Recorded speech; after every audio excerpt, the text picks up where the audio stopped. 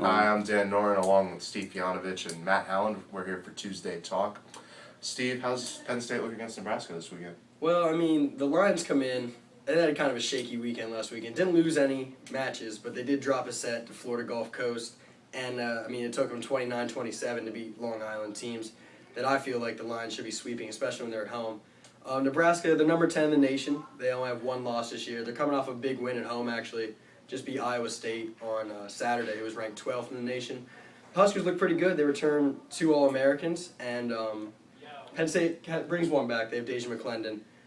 But they're a young team, and we've been saying it all year. Penn State's young. Their starting lineup, which didn't feature Kristen Carpenter in the last 2 matches last weekend, has all sophomores and freshmen out there.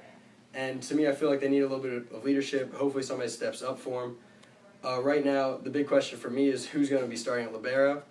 It's been Carpenter ever since the USC match up until the Long Island match, in which she had a pretty bad first set, and she was pulled in favor of Ali Longo.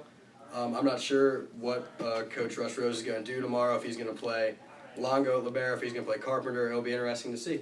And it'll be interesting to see how this young team responds in a hostile environment like Nebraska. Longo at libero has played well ever since she got the nod from Coach Russ Rose. And so it'll be difficult for Rose to take Longo out without seeing any kind of bad play from her. But he will want to get Kristen Carpenter on the court to get that experience and leadership. The other thing we're going to be looking for this weekend is strong performances from Katie Slay, Deja McClendon, the big stars of the team. Katie Slay has been really consistent recently. She's in the top 10 in the Big Ten in kills, hitting percentage. So Slay's been pretty good for this team. Rose may not see her as much of an offensive threat against the high caliber teams like Nebraska, but it'll be interesting to see.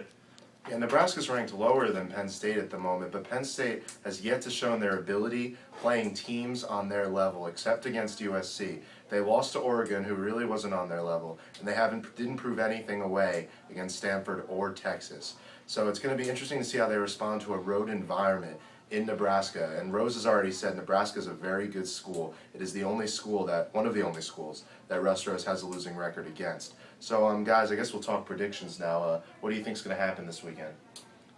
I think Penn State's young talent will finally start to gel a little bit now that they know what the stakes are and what it's like to play the top teams. And I think we'll see them take a 5-set victory against Nebraska tonight. That was the exact same thing I was going to say. I'm not sure why, but I feel like this team might click now. I think last weekend may have been a good wake-up call. They might have needed it. I think they might look back at the end of the year and say, yeah, that weekend at home in the Hampton Inn Classic, we're playing bad teams and we're not playing our best. That made us realize that, yeah, we need to step up. And I think it will happen this short of time. I'm not sure. I think this match goes 5 sets, and I think Penn State does win on the road. I disagree with you guys. I was actually going to say that they lose in 4 sets.